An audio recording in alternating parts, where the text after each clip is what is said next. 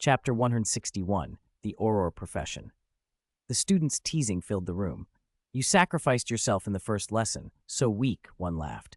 Same to you, you've gone green too. We're all in the same boat, another replied. This isn't so bad. Being the sacrifice is kind of fun, someone else joked. How long will this green last? Did anyone bring an enchanted camera?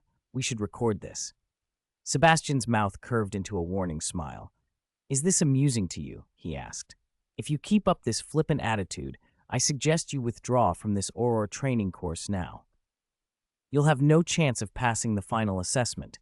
You'll just be wasting your time. Save yourself the trouble and leave. The laughter died.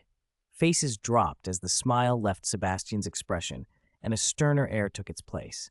Being an Auror is a serious profession. It deals with danger constantly. I'm not exaggerating. This is a real case. These items were confiscated from a dark witch. He pointed to the objects on the table.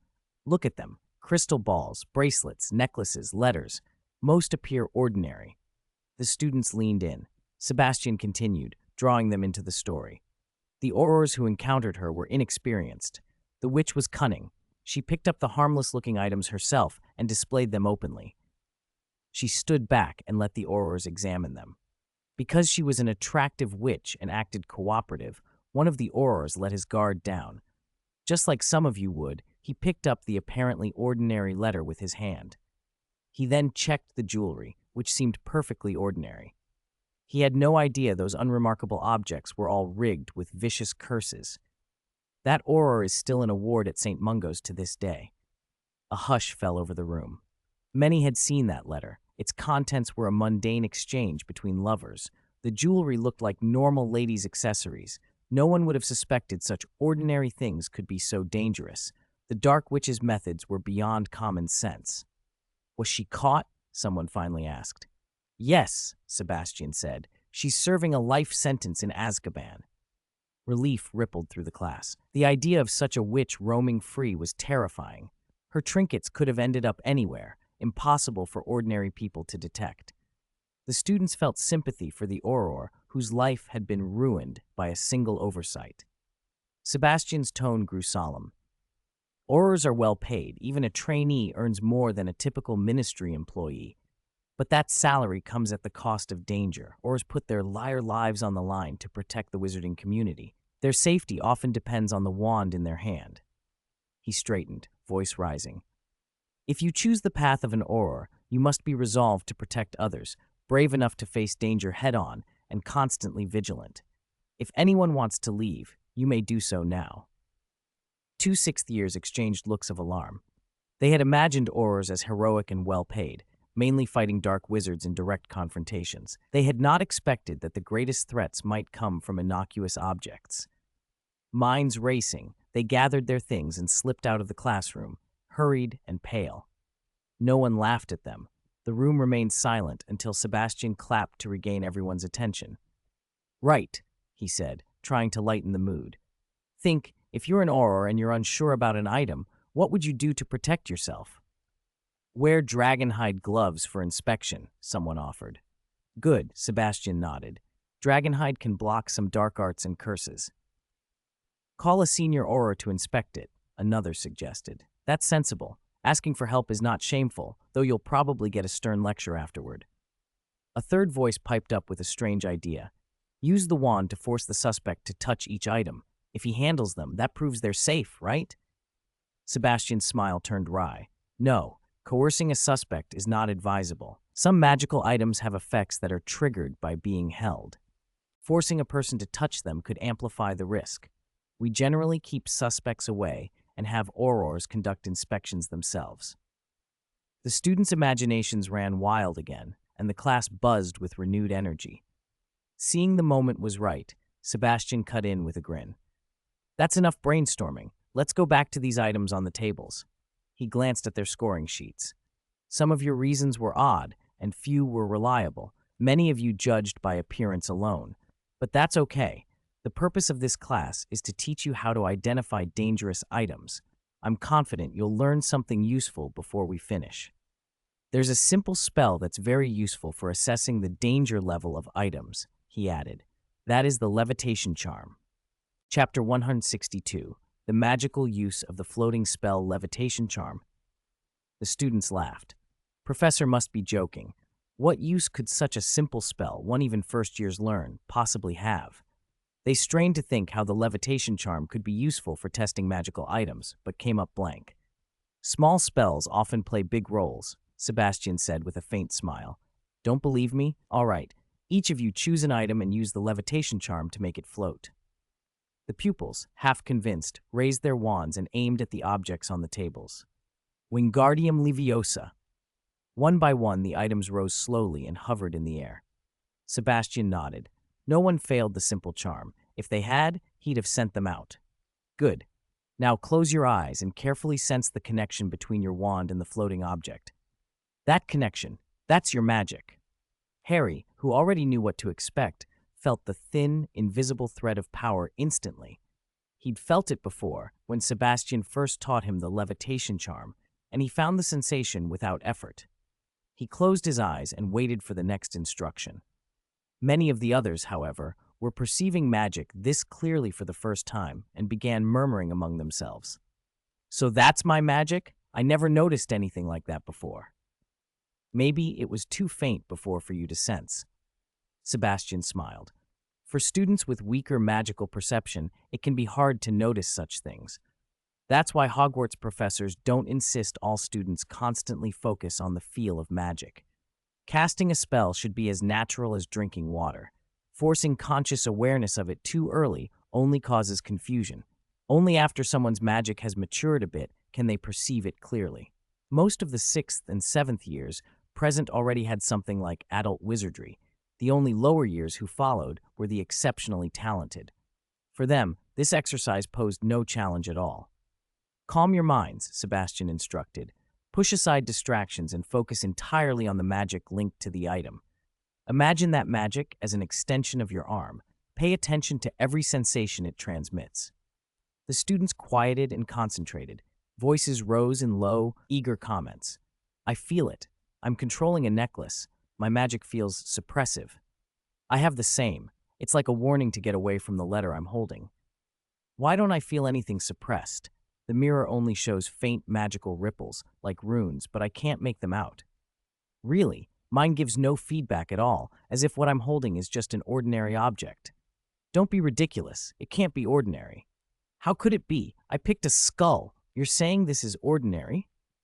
They opened their eyes and stared at the skull hovering in midair. Could the method be wrong? How could anyone feel nothing? Don't doubt your magical perception, Sebastian said.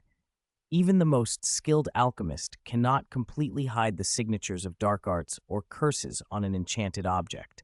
If your perception tells you an item has no magical fluctuations, then it simply isn't an alchemical tool. He let the pause settle, then added, This skull is just a candlestick. According to the Dark Wizard's notes, she chose a skull shape to look more dramatic. The students felt a chill. So that's how a Dark Wizard's mind worked, style over function. Sebastian's tone hardened. If you feel that suppression, that's your magic warning you. Do not touch that item. An object that gives a suppressive sensation is either touched by dark arts or cursed. There is no third possibility. If there's no suppression and you only detect ordinary magical fluctuation, it's likely a regular alchemical tool. But don't relax completely. Ordinary-looking items can have sinister uses. He gave examples. Some dark wizards hide one-use portkeys to escape aurors. A crystal ball might look like a normal divination tool, but if it leaves a faint mark when touched, the dark wizard can later trace anyone who handled it.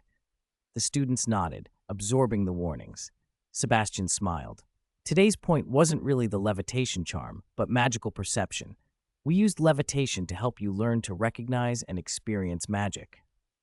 Cedric, one of the students called, Professor, what other uses does magical perception have? Oh, many. Sebastian warmed to the subject. When brewing potions, it helps you perfect the mixture.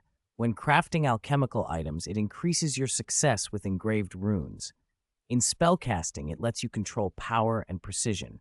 In short, every powerful wizard has strong magical perception. Keep training it, he urged. The key to becoming a powerful wizard is in your hands. Work on sensing magic deliberately. When you can perceive it without a wand, when you can control that perception directly, that's when your training truly begins.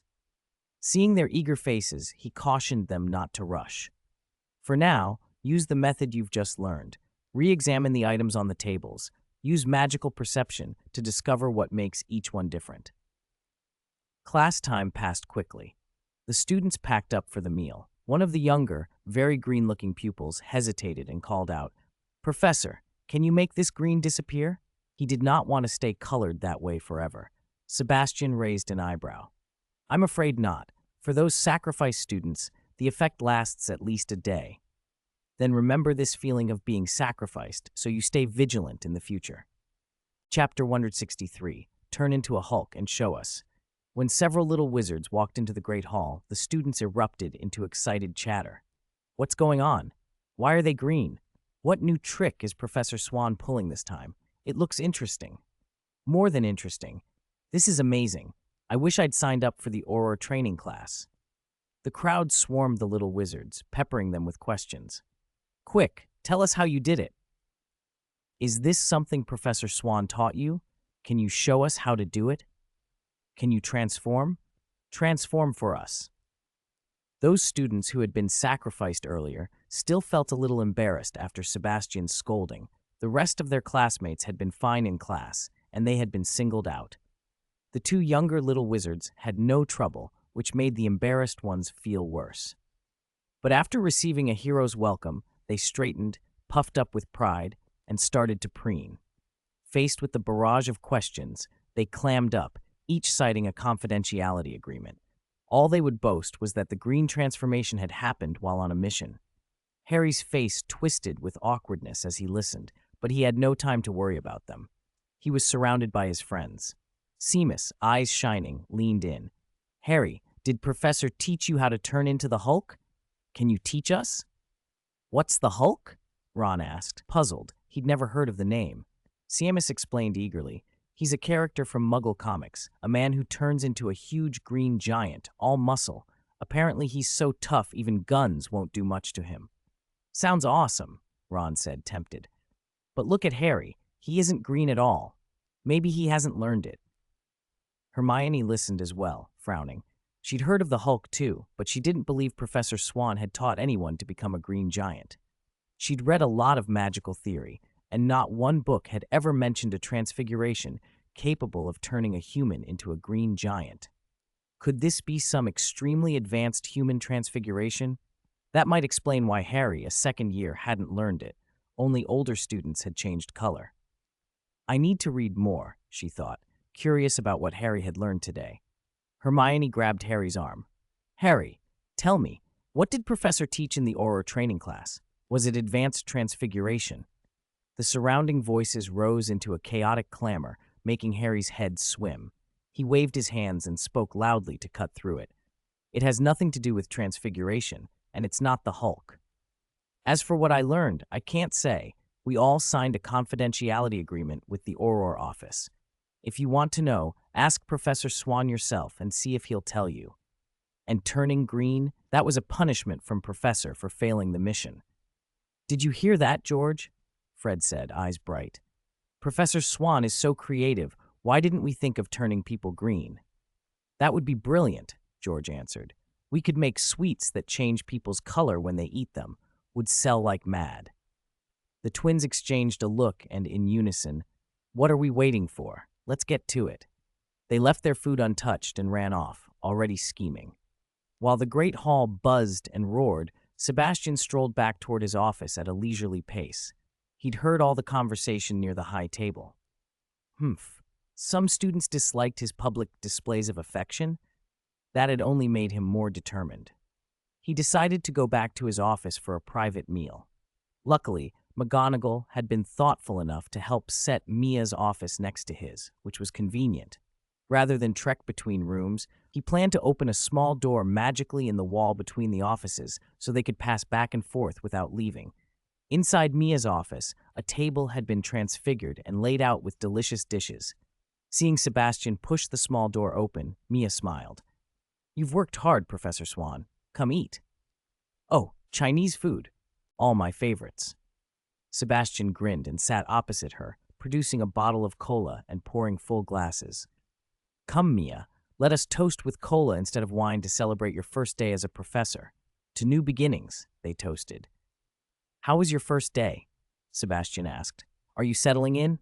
Very well, Mia said, beaming. The students are obedient and sensible, no real troublemakers, unlike our year. Their breadth of knowledge is a little thin in places, but they're quick learners. In that case, I'm confident I can get them to meet St. Mungo's requirements after a year of training. Oh, and do you remember Miss Granger, who stayed at our house over the summer? Mia's eyes lit up. From what I saw in summer, she was very diligent, Sebastian replied. Today I realized she's a genius. Whatever I explained, she remembered perfectly.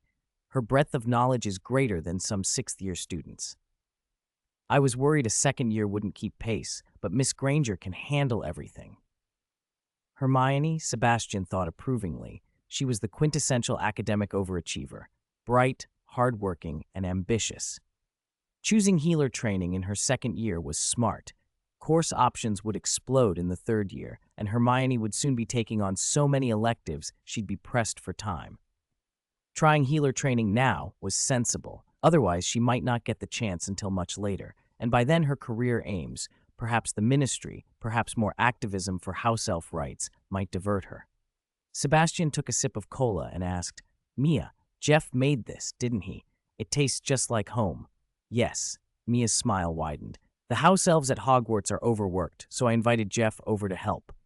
Sebastian nodded. We should put fixing Hogwarts' defensive vulnerabilities on the agenda. Mia's smile faltered into confusion. Hogwarts, safe Hogwarts, had defense vulnerabilities? She hadn't expected that. Chapter 164, Mia's Concerns. Sebastian, I don't understand what you're saying. Mia's eyes widened as she stared at him. Quick, explain where the loophole at Hogwarts is. Why do you think it's really safe? Sebastian smiled, then explained. Haven't you noticed that Jeff isn't a Hogwarts house elf, but he can still appear freely on campus? Mia froze. Born and raised in the magical world as a pure blood, she had long taken the existence of house elves for granted. She hadn't thought it strange that Jeff could come and go at Hogwarts. Now that Sebastian had pointed it out, she realized how serious the problem was. House elf magic was nothing to scoff at. An unprepared adult wizard could be overwhelmed by one. Hogwarts was full of young students. If a hostile outsider with house elf level abilities got in, the children could be easily harmed. Most house elves belonged to pure-blood families, and among those families were many remnants of the Death Eaters. Mia's face went pale as Harry sprang to mind. Sebastian had mentioned that you-know-who had reappeared last year. What if he reached out to those Death Eater remnants and used their house elves to kidnap or assassinate Harry? Given a house elf's nature, they would not hesitate to enter Hogwarts and threaten a pupil's life. Her thoughts spun. The food on her plate lost its appeal. It tasted like wax in her mouth. Sebastian, what are you going to do? She asked, anxiety creeping into her voice. I can think of many ways house elves could be used to threaten Harry. Didn't you say you-know-who reappeared? What if? Sebastian read her worry instantly and hurried to reassure her. Don't worry, you-know-who is not in good shape right now. Given his paranoia, he wouldn't proactively contact anyone. He trusts almost no one anymore. Most of the few he did trust are locked up in Azkaban. So for now, don't worry that he's coordinating with those Death Eaters. He smiled and continued more confidently. Also, house elves are very inconspicuous in the magical world. Think about it. Those extreme pure-blood families are proud to the point of arrogance. They either beat or scold their house elves. To them, house elves are little more than servants for heavy chores. Their arrogance blinds them to the strategic value of house elves. They simply wouldn't think to use them to threaten Harry's safety. Sebastian extended his wand and made a chair glide gently beside Mia. He rose and sat down next to her, leaning forward to pick up dishes with his chopsticks and place them into her bowl. Don't worry so much. Eat before your food gets cold. Now that I've found this loophole, I will definitely fix it, he said, patting his chest proudly. Don't you trust me? Maya felt her heart calm. She took a bite and, still uneasy but reassured, asked, So what are you going to do? I'll keep the specifics to myself for now. Sebastian said with a mysterious smile, taking a long drink of cola. Seeing the playful look on Mia's face, he laughed and offered a little more. But considering our relationship, I can reveal a bit. Next week, I'm going to establish the Alchemy Club and recruit a few talented students to train. I'll personally lead them on a year-long major project. That project will achieve two things.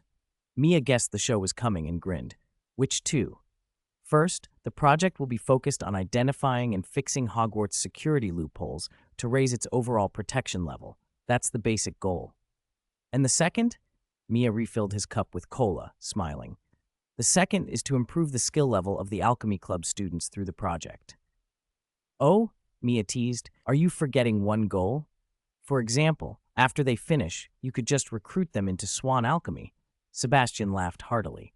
That's a small, insignificant thought, not worth mentioning. Of course, if they meet the requirements, I'll give them a job offer in advance. They chatted and laughed, the earlier tension dissolving. The clinking of cutlery and their laughter blended into a pleasant scene. They spent a wonderful lunch together. Afterward, Sebastian left his office invigorated and went to teach Muggle studies to the third years. Time flew. By the end of the week, it was already Friday afternoon of the first week of school. Just when he thought the week would pass quietly, the Centaurs delivered a message through their unusual messenger. Dear Professor Swann, we found a Hogwarts first year in the Forbidden Forest. Judging by her height, she should be a newly admitted student. She is currently heading toward Thestral territory. According to our agreement, we inform you so you may bring her out of the Forbidden Forest soon to avoid danger. P.S. The fruit wine you sent was very tasty. Could you ask your staff to bring more next time? We will prepare enough herbs to exchange. Sebastian read the note and headed for the Forbidden Forest. Since when were first years so bold as to wander into the Forbidden Forest right after enrollment? That was a blatant disregard for Old Deng's instructions at the opening ceremony. Still, a newly enrolled student, a girl, and Thestral territory. Put those three things together, and his expression hardened. Chapter 165. Luna. Before Sebastian even reached the Thestral territory, a sequence of ethereal songs drew him in. The singing mingled with the rustle of leaves, drifting on the breeze through the forest and slipping gently into his ears. Hogwarts, Hogwarts, teach us to be wise. The melody, soft, oddly soothing, made him slow his pace. He didn't want his arrival to intrude on something so beautiful. This is the Hogwarts school song. That voice, clear, otherworldly, could only belong to one person. Sebastian had paid special attention to that original character during the sorting ceremony. That thin, dreamy tone was unmistakable. He'd suspected the child the centaur had described would be Luna, the little girl in the Forbidden Forest. If it was Luna, he had little to fear. She was never in danger in the stories. She spent time with Thestrals, after all. He moved more carefully as he entered the Thestral glade. The trees were thick here, only a few shafts of sunlight sliding through the canopy to the forest floor. There, among the dark, skeletal-backed horses, sat a small girl with straw gold hair. She cradled a Thestral foal in her arms, while several adult Thestrals clustered close, nudging her gently with their muzzles. Luna showed no fear of their grim appearance. She stroked a black mane with one hand and smoothed the foal's neck with the other. The baby Thestral let out a soft, contented sound and settled against her. Luna wasn't in her Hogwarts uniform. She wore ordinary clothes. Her wand was tucked behind one ear, dirigible plum earrings swung from her lobes, and a necklace strung with butterbeer corks hung at her throat. From a distance, she had a peculiar, relaxed fashion about her. Because his footsteps were light, Luna hadn't noticed him at first. Sebastian watched her for a moment, and only then did his magical senses explain why the creatures clustered around her. She was radiating a pure, generous warmth, an aura of kindness that seemed to seep into every inch of air and disarm the Thestral's natural wariness. That sort of affinity with magical beasts, he'd only seen it once before, in Great Uncle Newt. Luna and Great Uncle Newt shared a lot, an innocent curiosity, a love for beasts, a knack for attracting creatures. No wonder Luna would later become a magizoologist in the original accounts. Still, there was a difference. Newt's gift felt like a technical mastery over creatures. Luna's seemed rooted in emotion. She seemed born able to sense how things felt and to answer in kind. Being sorted into Ravenclaw made sense. Her talent echoed Rowena Ravenclaw's insistence on insight and intellect, but blended with an unusually empathetic heart. We shall strive to learn until our bones are dust. The final line of the song drifted away. A thestral beside Luna let out two soft neighs, an alert. Luna smiled, patted the animal, turned, and waved at Sebastian. "Professor Swann, are you here to meet my friends?" she asked. "Miss Lovegood," Sebastian said, surprised. "Can you understand Thestral's calls?" "No." Luna shook her head, her cork necklace bobbing. "Not exactly. I can't understand words. I can only feel what it means, like someone's come." She could sense the minds of magical creatures. A natural magizoologist, then. Sebastian stepped forward and smiled. "Miss Lovegood, how did you learn about Thestrals? As far as I recall, first years don't have courses on magical creatures." "I have a copy of Fantastic Beasts and Where to Find Them at home," she answered simply. "I like it very much. I know about lots of creatures from the book." "Weren't you frightened? Thestrals look unusual." "No." Luna's smile was steady. "Why would I be? They're very friendly. I came into the Forbidden Forest to look for crumple-horned snorkax, but the Thestrals kept me company on the way. We're very good friends now." "They look different, but I think they're rather handsome," she added. "A lot of people can't see Thestrals, so they think Thestrals don't exist. But I can feel my mother with me, and with her help, I can see them and make friends. That feeling, like your mother's beside you, makes me very happy." Sebastian felt his chest tighten. Poor little Luna. She'd been born into a household full of whimsy and love. Her father, Xenophilius Lovegood, edited the Quibbler. Her mother, Pandora Lovegood, had been a talented magical researcher. When Luna was 9, her mother died in an experiment. The loss plunged her into grief. Her father, desperate to keep her from despair, filled their home with care and eccentric comforts. That upbringing had taught Luna to look at the world differently, to find comfort in strange things, and to believe that magic and the dead might still be near. As he listened, Sebastian noticed something else. Luna's shoes didn't match. One was a different style from the other. His mind flickered. Had classmates hidden or thrown away one of her shoes only a week after school started? He forced himself to relax and smiled at her. "Miss Lovegood," he said softly, "I believe your mother is still with you. By the way, why are you wearing two different shoes?" Chapter 166. I will accept this disciple. Shoes? Luna glanced down and answered calmly. "Since I came to Hogwarts, my shoes must have been affected by magic and developed minds of their own. For the past 2 days, they've been playing hide-and-seek with me. But it's all right. I'm sure that if I can't find them now, they'll turn up by nightfall." Sebastian felt a flash of anger hearing that. Bloody hell. These children need to be taught some manners. Ravenclaws were supposed to be studious and upright, but clearly that didn't guarantee decency. Seeing Luna's oddness had given some of them the idea to bully her. That proved the old saying true. Education weeds out the slow learners, but it doesn't remove scoundrels. Fortunately, Luna had been raised in a loving home and had a big heart. She didn't hold grudges. If she'd been a more sensitive child, who knew how much hurt she'd suffer? In the original account, unless her father or her closest friends were attacked, Luna rarely lost her temper. She treated everyone with kindness. Sebastian could not, let anyone pick on this innocent girl.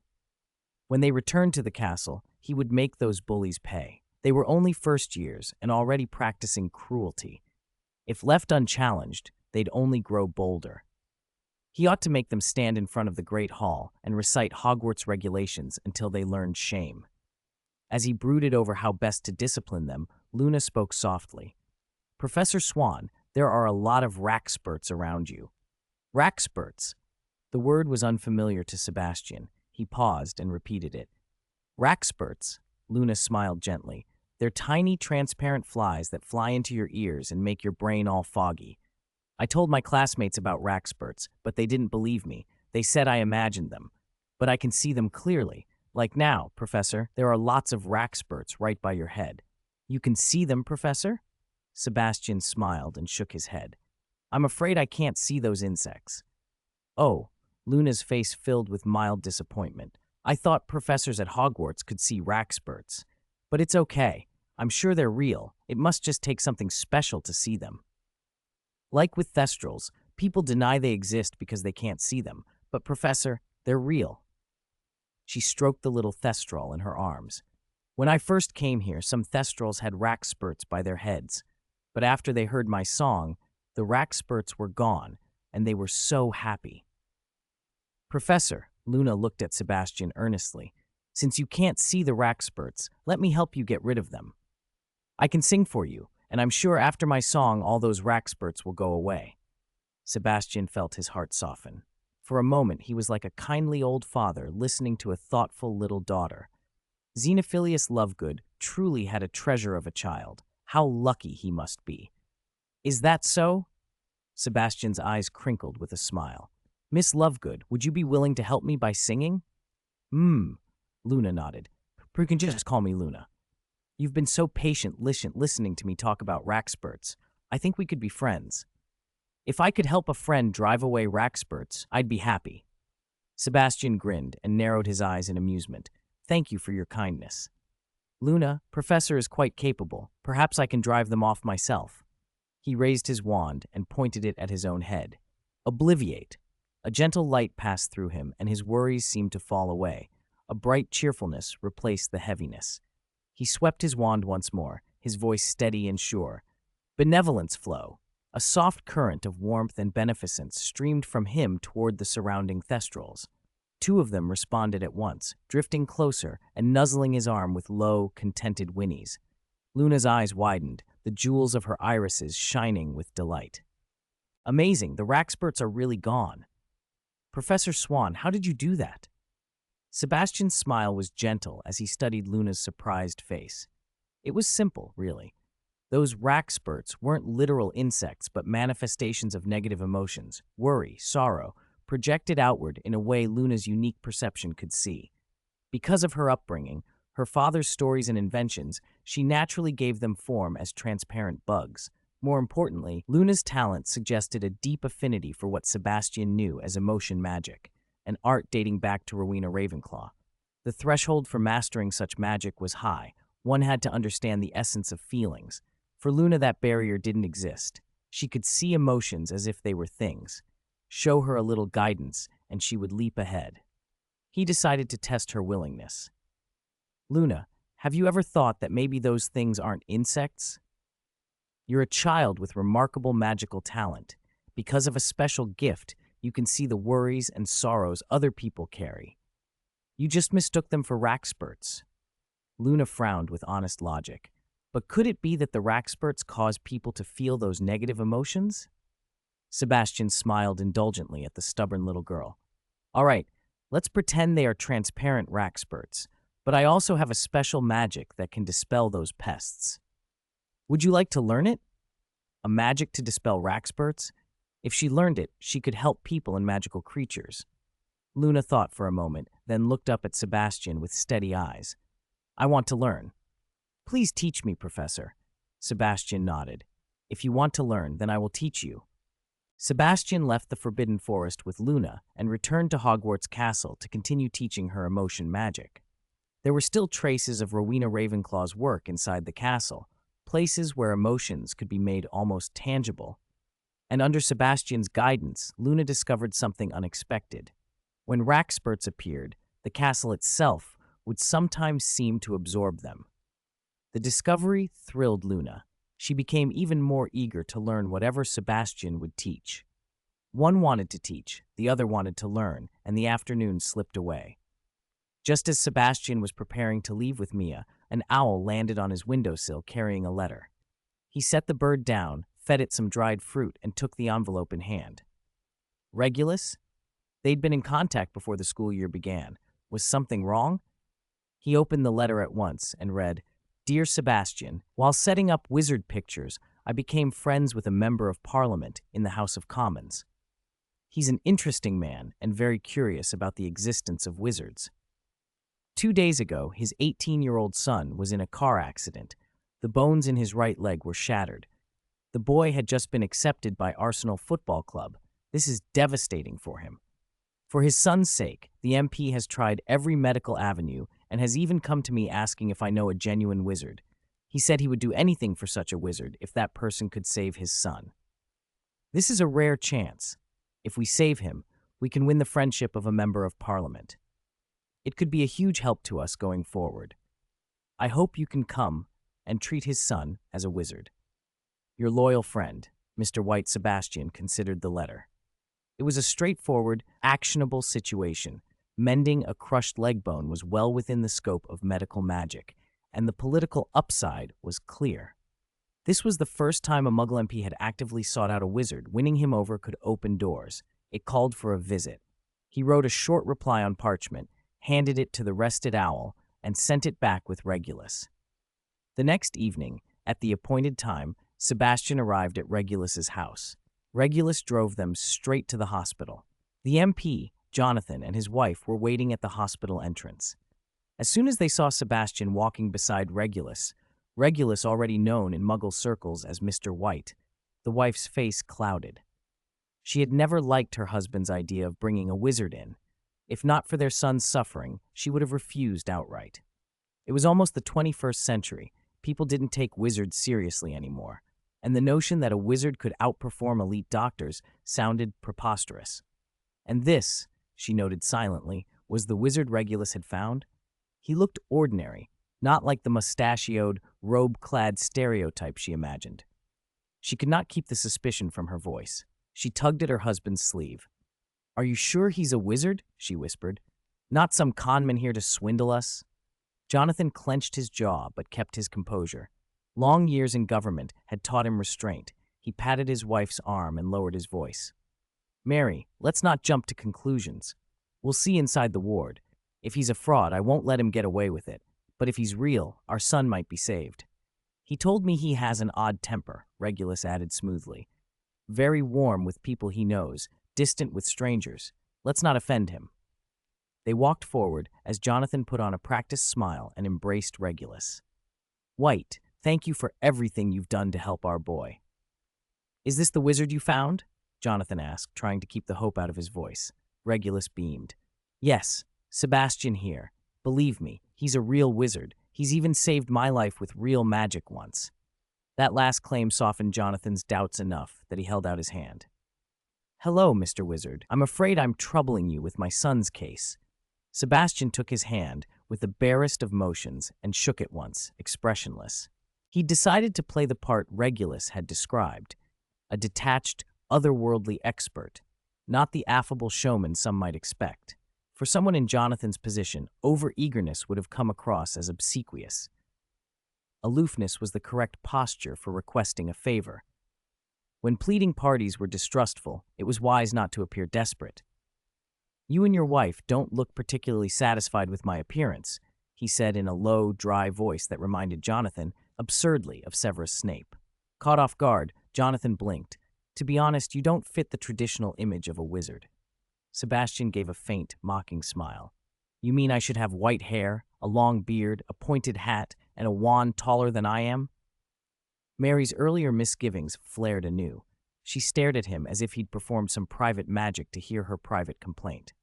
Jonathan, meanwhile, felt the awkwardness of their earlier whispering exposed and wondered if Sebastian had somehow overheard them. Best to get to the ward, he decided. He forced a smile. "Mr. Wizard, forgive us. We judged by appearances. Let's go see my son's leg."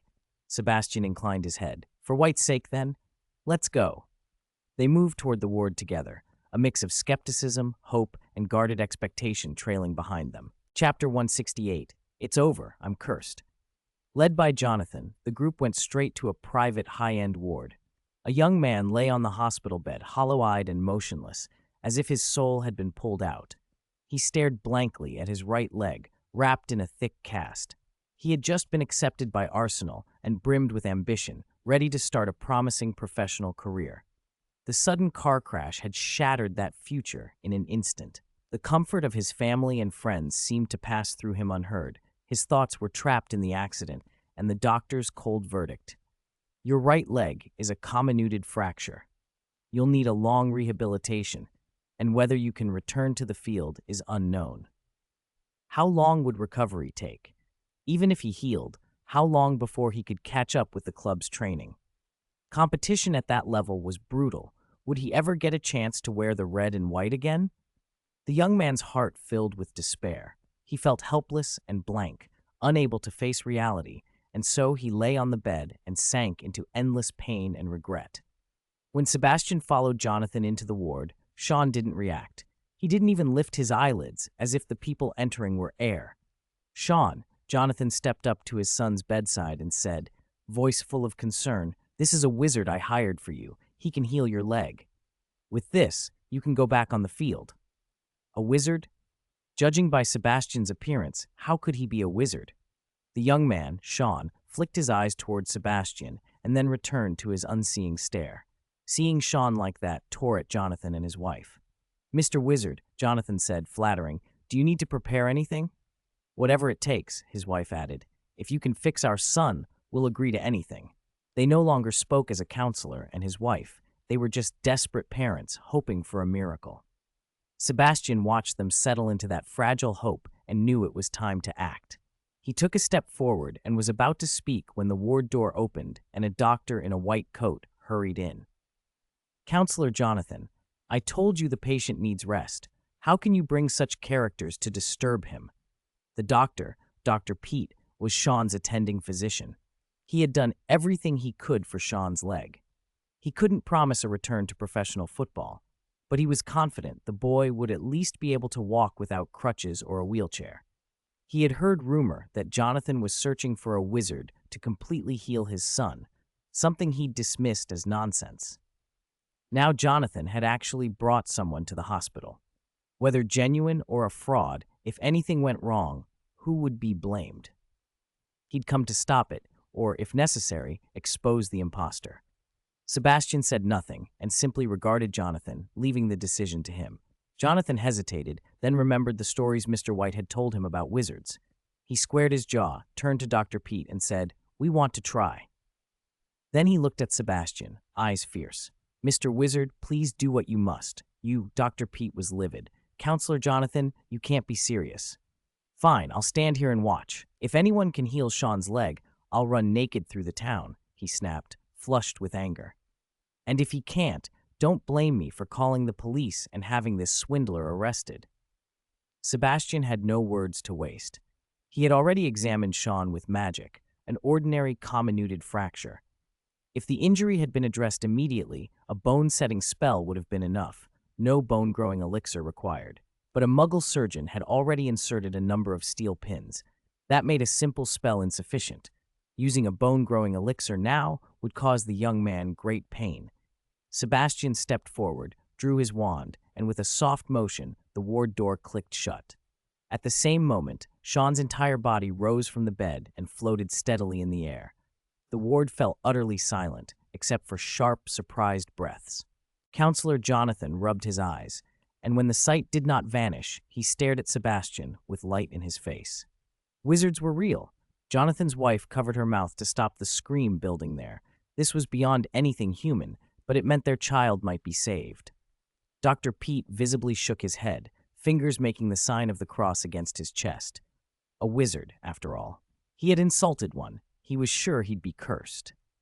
Sebastian ignored the reactions around him and looked at Sean with a flat expression. "Sean, if you'd brought me here right after the injury, I could have healed you with a single spell. But now steel pins have been driven into your bones. It's too late for that.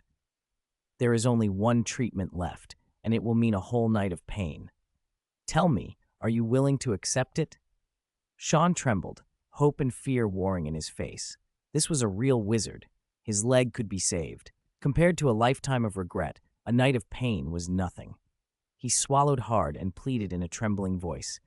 "Mr. Wizard, I'll accept any treatment. I'll pay any price. Please, heal my right leg. I want to get back on the pitch. I still want to play football." Feeling the other man's firm resolve, Sebastian nodded. "Next, I'll remove the shattered bones and the metal pins from your leg, then give you a bone growth elixir so new bones can form and regenerate. This will be extremely painful. If you're ready, we'll begin now." Dr. Pete could hardly believe what he'd heard. Removing bones wasn't unheard of, but bones regrowing? This defied medical common sense. As a professional, he wanted to voice his doubts, but Sebastian's impassive face stopped him. He glanced at the counselor, his wife, and their son Sean, hoping one of them would ask questions for him. That plan failed. After confirming Sebastian was a genuine wizard, the counselor and his wife had no intention of questioning him. They simply stared with hopeful eyes, waiting. Sean didn't hesitate either. When Sebastian asked, he answered without a second thought. "I'm ready. Please go ahead." Sebastian raised his wand and gave it a light wave. The cast and bandages around Sean's leg vanished instantly, revealing a swollen, scarred right leg. Everyone in the room stared in renewed astonishment. Where had the cast and bandages gone? Even if medical staff removed them, it would take half a day. How could they disappear without a trace? Is this wizardry? It's incredible. Counselor Jonathan and his wife held their breath so as not to disturb the spell. Sean watched blankly as Sebastian pointed the slender wand at his leg. In an instant, a strange, lightning-like sensation ran from his knee to his toes. It was deeply uncomfortable, as if his calf were being hollowed out. No, he felt it. His bones were dissolving into nothing. Without the support of bone, his calf became soft and floppy, like rubber. He tried to move it, but it didn't respond, as if it weren't his leg anymore. There was no surgery, no blood, no scalpels. Sean had expected an incision and a magical removal. He hadn't imagined the bones could simply vanish. Dr. Pete leaned weakly against the wall, needing its support, or he might have fainted. It was terrifying. The other man had only pointed his wand and taken bones away. If that wand were pointed at him, who knew if he might lose a few bones, his skull perhaps? The thought made his legs go limp. He promised himself he would apologize after the treatment, beg forgiveness, whatever it took. Ignoring the rest of the room's reactions, Sebastian put a small bottle of bone growth elixir into Sean's hand. "Drink this. Not a drop should be left. And it tastes awful. Don't spit it out. This is what will let your leg bones regrow."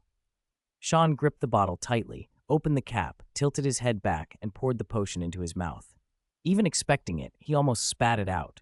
The potion burned his mouth like fire. Was it sulfuric acid?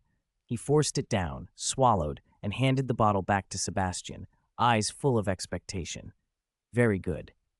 Sebastian then uncapped a vial of Bubatuber essence and sprinkled it evenly over the scars on Sean's right leg. He waved his wand again and laid Sean gently back on the hospital bed. "You'll have a rough night, but by tomorrow morning you'll be back to normal." "Let's leave him to rest," Sebastian told the counselor and his wife. "Don't worry, I'll wait here until he can stand and walk if you prefer." He looked at the uncomfortable Dr. Pete and added, "And you, don't worry, I won't trouble you. I'm not petty." The counselor, his wife, and Dr. Pete beamed and hurried Sebastian out of the room. This was a true wizard. They wanted nothing more than to make his acquaintance. Left alone, Sean focused on his right leg. The soft limb ached as if cut by countless knives. The pain sharpened and built until he could only give a soft groan. But unlike before, his heart brimmed with hope. The wizard had promised recovery by morning, and compared to that future, this pain meant nothing. He bit the corner of the blanket hard and endured wave after wave of agony. By sunrise, the pain was gone. Sean examined his right leg. The scars were gone, leaving only faint marks. New bones had grown in his calf. They felt solid. He wiggled the limb tentatively and found it flexible. He set his foot on the floor and rose slowly. Nothing felt wrong. His leg seemed as if it had never been injured. When the group returned to the ward, they found Sean smiling broadly, pacing the room. The counselor's wife cried out with surprise and rushed forward to embrace her son, fussing over him with tearful relief. Dr. Pete crossed himself repeatedly, calling it a miracle. Counselor Jonathan's eyes were moist as he looked at Sebastian. "Respected Mr. Wizard, thank you for healing my son's leg and letting him continue to pursue his dreams," he said firmly. "Now I will fulfill my promise. What do you need me to do?" Chapter 170. Do you want to join the cabinet? Only now was Counselor Jonathan completely convinced. Yesterday, even after Sebastian had revealed himself as a wizard, Jonathan had harbored doubts. He still wasn't sure Sebastian could truly cure his son.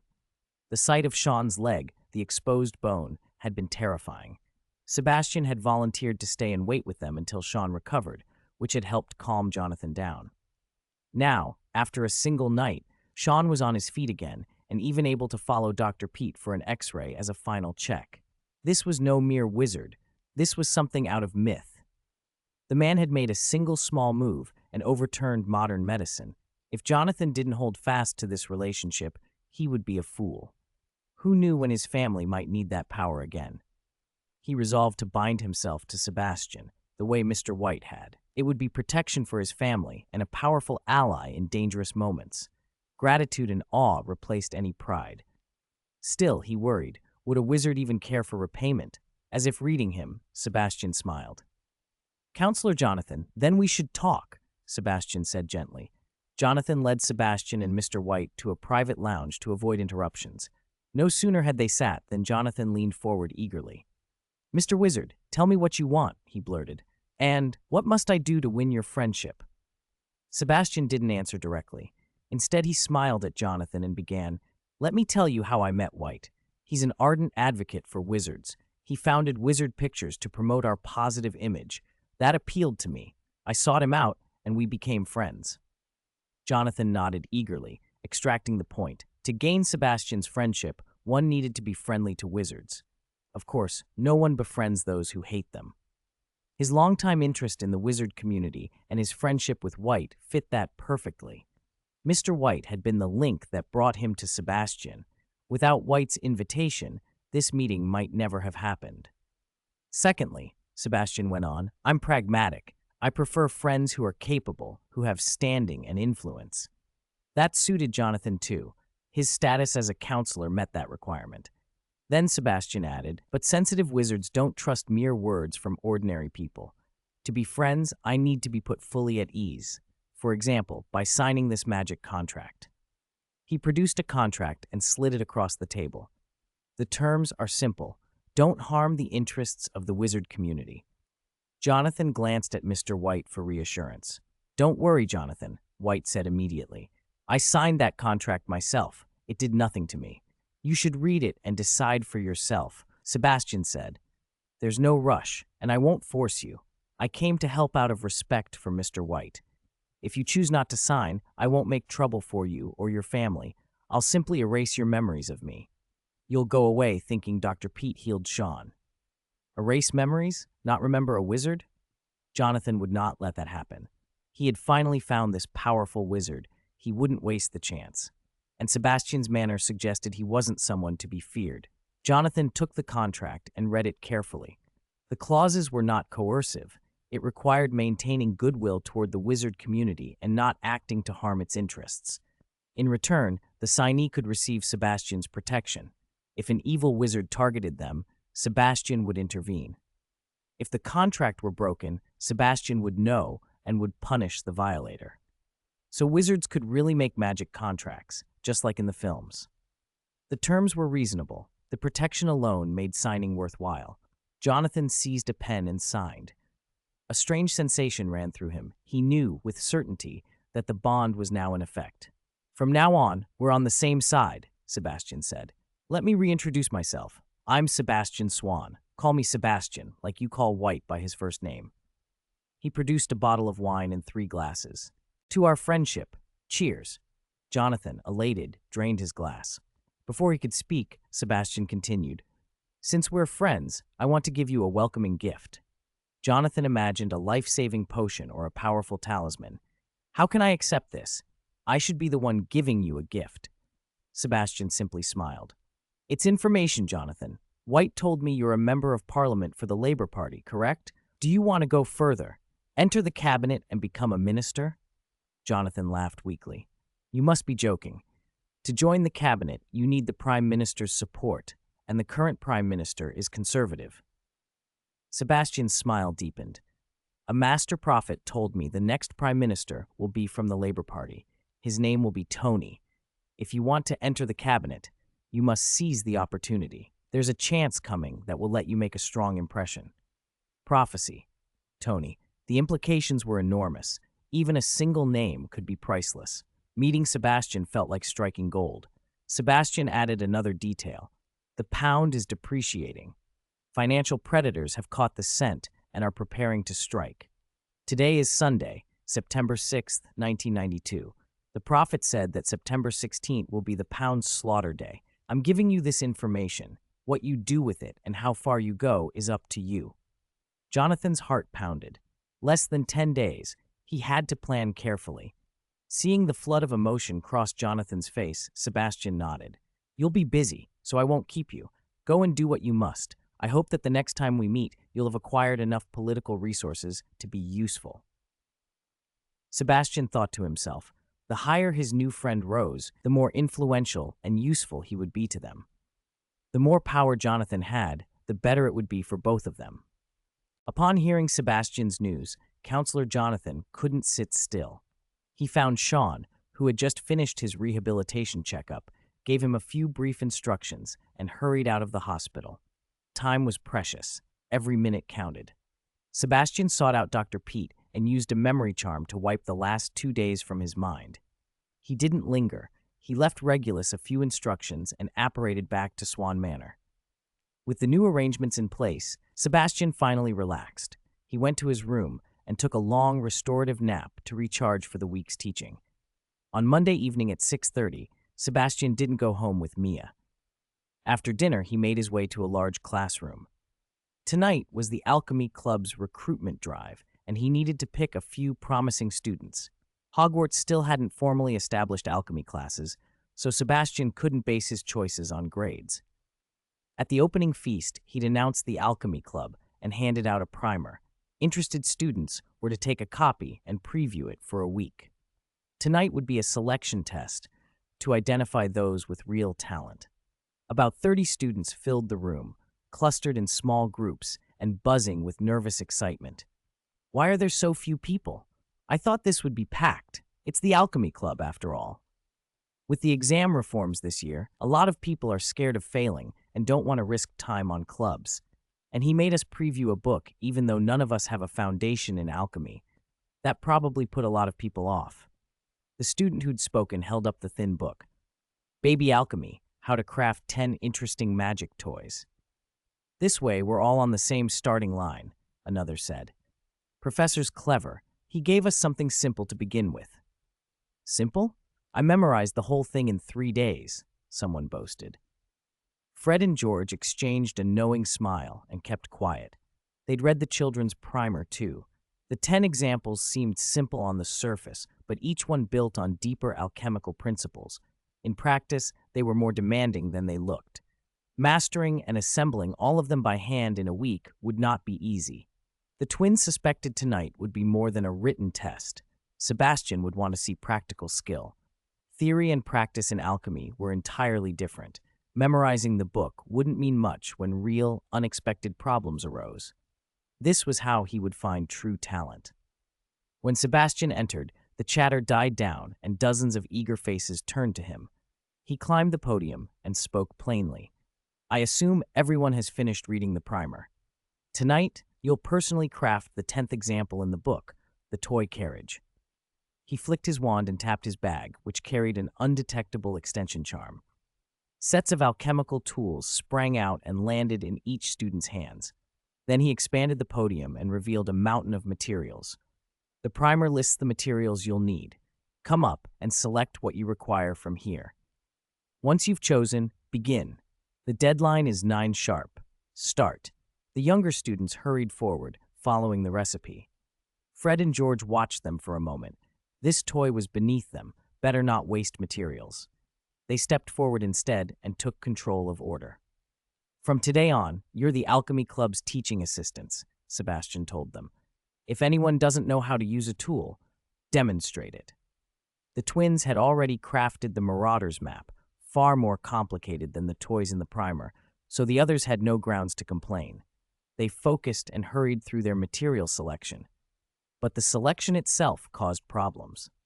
Where's the beechwood? They all look the same. What's the difference? Oh no, I saw beech in the list, but I didn't check what it looks like.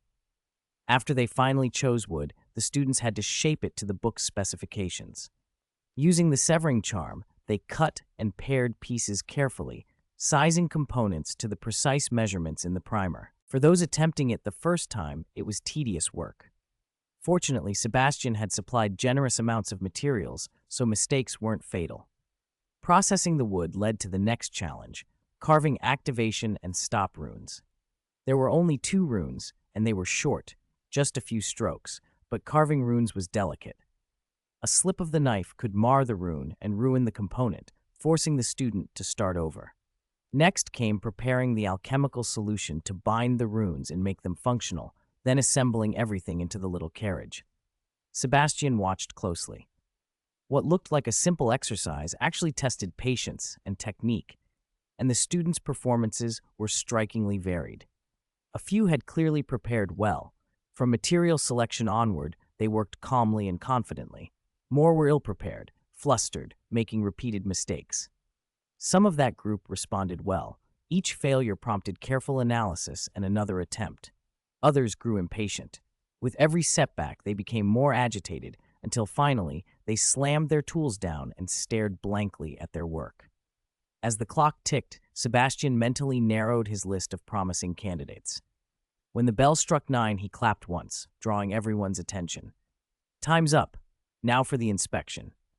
Anyone who wants to be considered, please come up and show your results. Chapter 172. Congratulations on joining the Alchemy Club.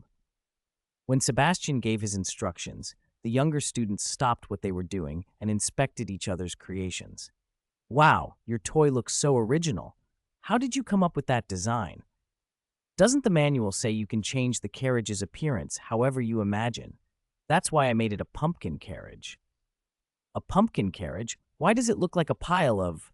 I thought your taste was supposed to be unique. Get lost. How can you say that? Your carriage has wheels all different sizes. I can't wait to see how you demonstrate it. Easy. I won't. My hands are still clumsy. I don't think I meet the Alchemy Club's standards. As they chatted, a 6th-year Ravenclaw witch climbed onto the podium and set her toy on the lectern. Sebastian noticed she had come well prepared, so he stepped aside and let her take the stage. She cleared her throat and introduced herself with confidence. Hello, everyone. My toy carriage is modeled after the Hogwarts carriage. That was all the explanation the students needed. Voices bubbled up in excitement. Merlin, she made it 1-to-1. How did she do that? Look, it even has windows and glass in the windows. The carvings on the panels are so accurate, it's incredibly detailed. She's amazing. I bet she shrunk a real carriage with a spell and brought it here. Help! Is this what top students are like? I'm definitely not cut out for the Alchemy Club. Senior, you're amazing. Will you be my girlfriend? Amid the praise, the Ravenclaw witch demonstrated the toy's start and stop functions. After Sebastian nodded his approval, she smiled and stepped down. Next up was not an upper year, but a 2nd-year Hufflepuff, Justin Finch Fletchley. Sebastian had a vague impression of the name. Before Hogwarts, Justin had been destined for Eton. His family had hoped he'd go there, but as a wizard, that option vanished. He wasn't overwhelmingly talented magically, but he worked harder than most pure-blood or half-blood students. In alchemy, he showed the steadiness and patience a good alchemist needs. Justin had failed many times during practice, but he kept calm and kept improving until he finished. His carriage wasn't flashy, but it started and stopped perfectly. Sebastian watched him with admiration, a raw gem that, with careful guidance, might grow into something fine. The others were generous with praise too. This kid's solid. He'll definitely have a place in the Alchemy Club. Nonsense. Look around. Lots of people are still stuck carving runes. Very few finished assembling. Judging by some of those shabby things, I half expect half the carriages won't move even if assembled. Sebastian stayed quiet and simply observed as students continued to mount the stage. By the time the final volunteer finished, only about half of the class had managed to assemble their carriages. Of those, many had carved runes poorly, and the toys wouldn't run at all. When the last demonstration ended, Sebastian climbed back onto the podium and smiled. Earlier, 7 students had toy carriages that operated normally. Congratulations, you have successfully joined the Alchemy Club. For those who weren't selected, don't be disheartened. It's already commendable that you had the courage and interest to try. To encourage you, that set of alchemy tools will be my gift to you. Keep cultivating your interest in alchemy. Sebastian couldn't take everyone into the club. Instead, he wanted to kindle curiosity in as many students as possible. To accomplish anything in alchemy, You need long-term passion and perseverance, so don't let temporary setbacks discourage you. Even if you don't join the club now, don't give up. I'll tell you something in confidence. Hogwarts is very likely to offer a new course next year. Alchemy. You'll have another chance to study this subject formally. I've also donated a large number of alchemy books to the Hogwarts library. If you're still interested, read on your own and prepare for next year's selection. Keep your interest and curiosity alive. Your efforts and enthusiasm will be rewarded. It's getting late. Class dismissed. Those who passed the selection, please stay for a brief meeting. Soon, only the 7 chosen students and the twin brothers who served as teaching assistants remained in the classroom. Sebastian gathered them closer. I'll explain the arrangements for the Alchemy Club. In the coming school year, I plan to personally lead you all in a large-scale alchemy project. Fred and George exchanged a look, excitement written on both their faces. An alchemy project led by Professor Swann himself sounded like exactly the kind of challenge they craved. Fred leaned forward. "Professor, what sort of project requires your personal supervision?" Sebastian smiled at the expectant faces and posed a question. "Before I describe the project, tell me, do you think it's possible for 2 people in the world to have exactly the same magical power?" Chapter 173, Project Establishment. 2 people with completely identical magic.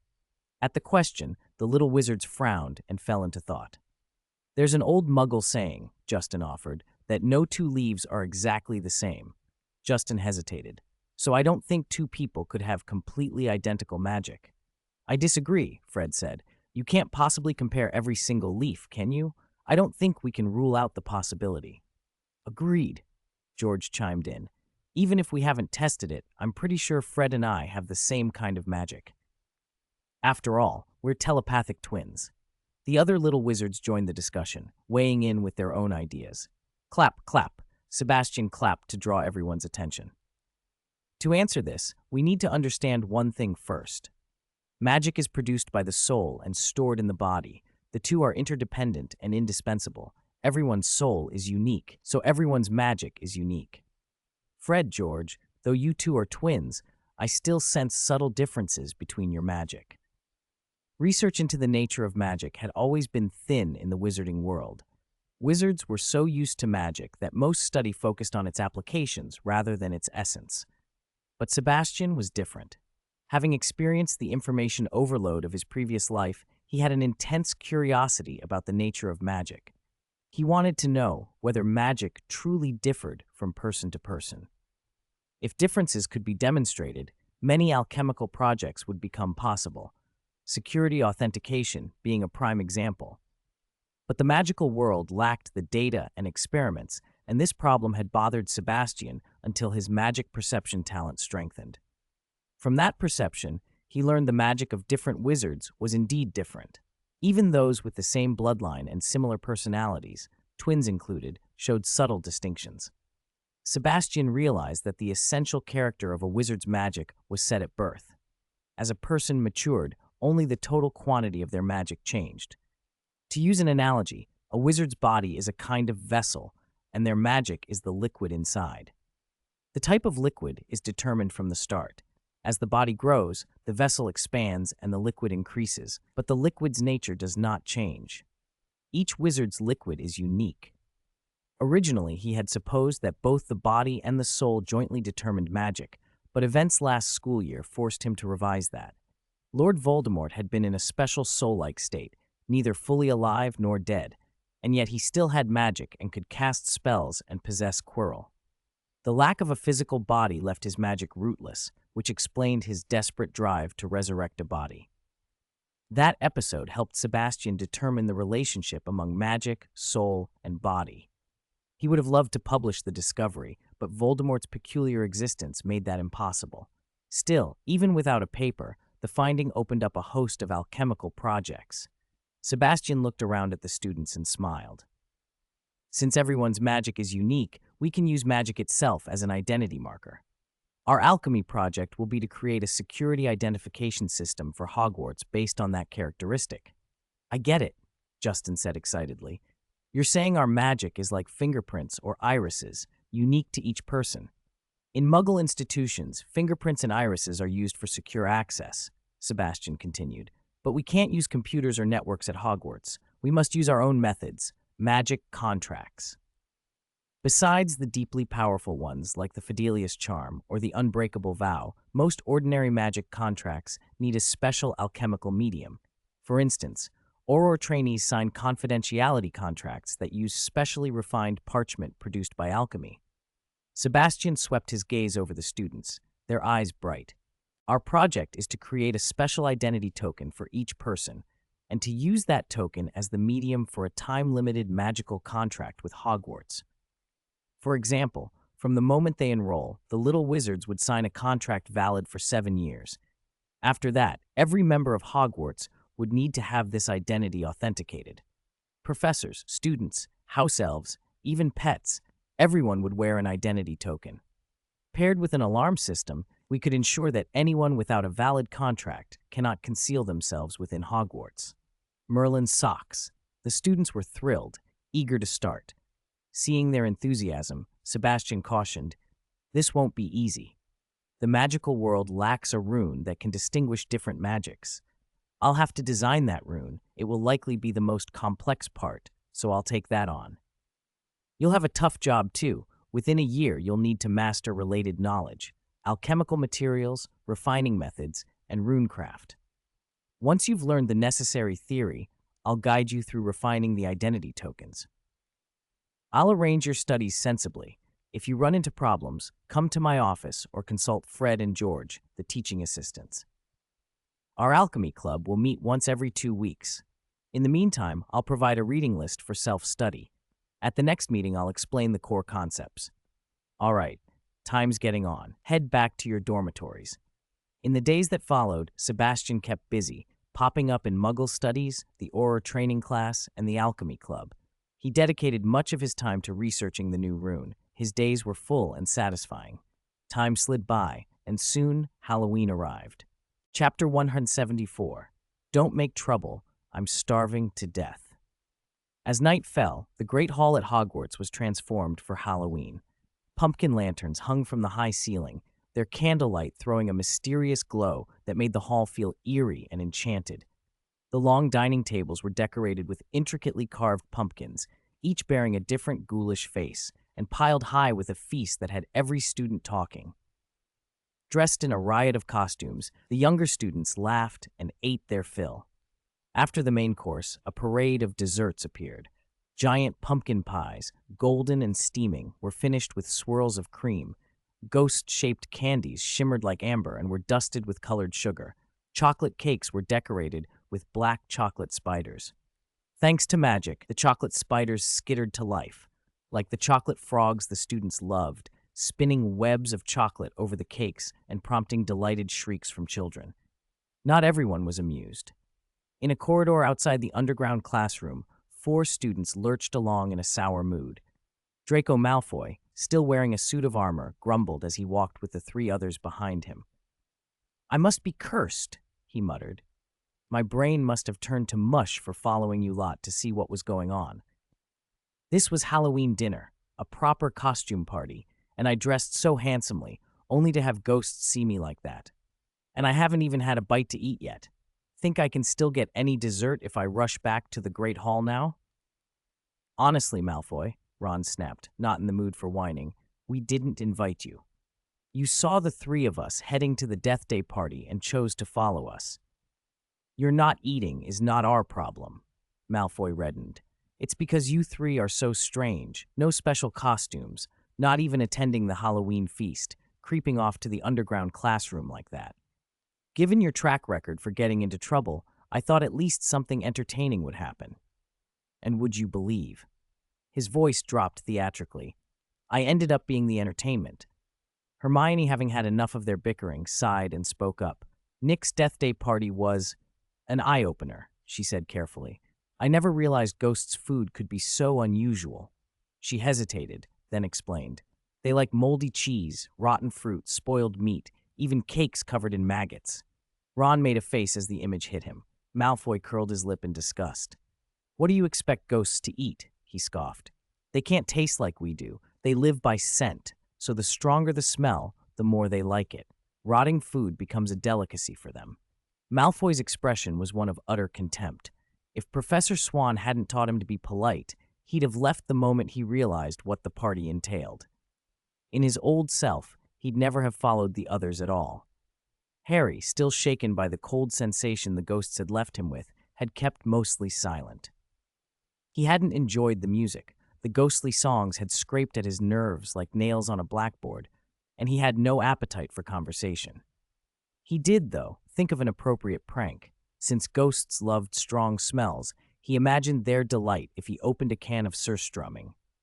Conveniently, he had 6 cans tucked away in a bag enchanted with an undetectable extension charm, presents from Sebastian for special occasions. Sebastian had probably known the perfect moment would come.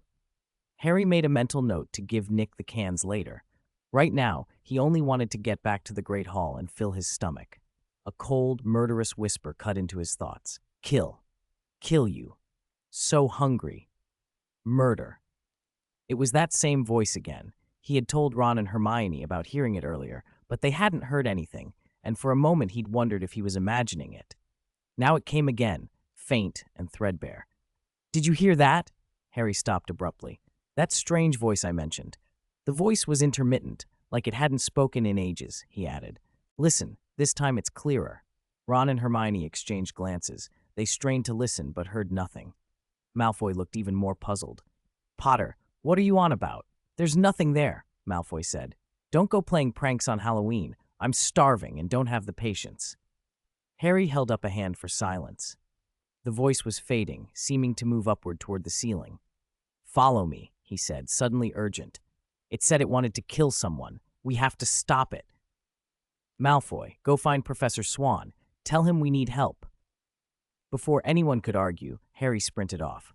Ron and Hermione shared a look and then dashed after him. Seeing their seriousness lit a spark in Malfoy. This was the thrill he'd been hoping for, the chance to be part of something dramatic, possibly heroic. Finding a professor could be left to someone else. Malfoy would be the one to face danger. Gripping his wand, he hurried after them, stumbling over his armor. Wait for me, he shouted. I'm wearing plate, can't run fast. Chapter 175. Go quickly, don't let others misunderstand you. They climbed stair after stair without pausing until they reached a corridor on the 3rd floor of the castle. Hey, Potter, where are the bad guys? We've been trailing you forever, Malfoy complained, breathless. Ron, not bothering to argue, wiped sweat from his brow and asked Harry, Harry, where was that sound? Are you sure you didn't imagine it?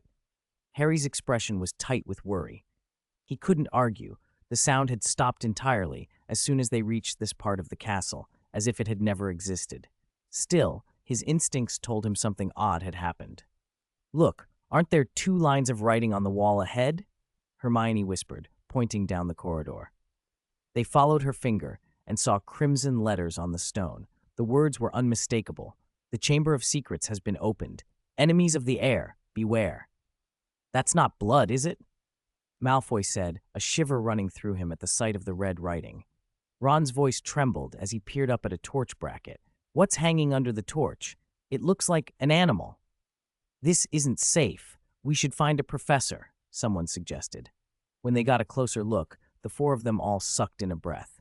Merlin, it's Filch's cat, Madame Norris. Madame Norris hung stiff and stretched beneath the torch bracket like a specimen. This is bad, really bad. Filch will go mad, Malfoy urged. We should leave. I don't want to be accused of murder and have Filch after me. Ron swallowed. As much as I hate to agree with you, Malfoy's right. If they don't catch whoever did this, we'll be the obvious suspects. Let's go. Harry wanted to investigate, but he had to admit Malfoy and Ron had a point. If they were discovered here, it would look dreadful. The group turned to leave, and then noises came from both ends of the corridor. The Halloween feast had ended. Gryffindor and Ravenclaw students were returning to their dormitories in thick, noisy clusters. Oh no, Malfoy said, pale. We can't leave now. It's always something when I'm with you lot. My reputation. He didn't finish. Students in costumes, many with paint on their faces, crowded into the corridor from both directions.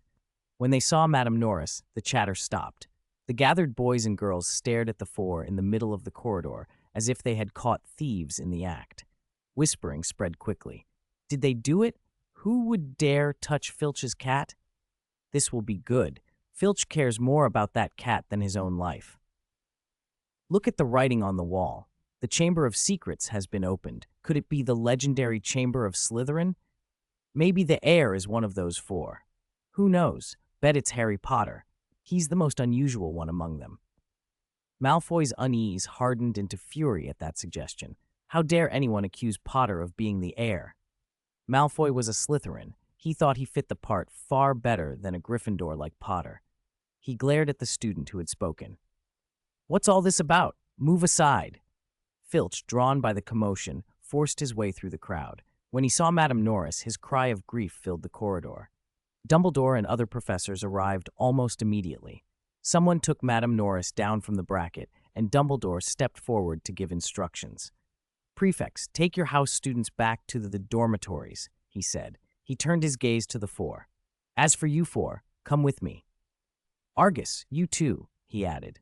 At that moment, Sebastian, who had been standing nearby, stepped forward and suggested, Headmaster, my office is conveniently close. Let us go there. Sebastian had been expecting trouble. He had been keeping a constant watch on the castle with his magic perception, monitoring everything closely.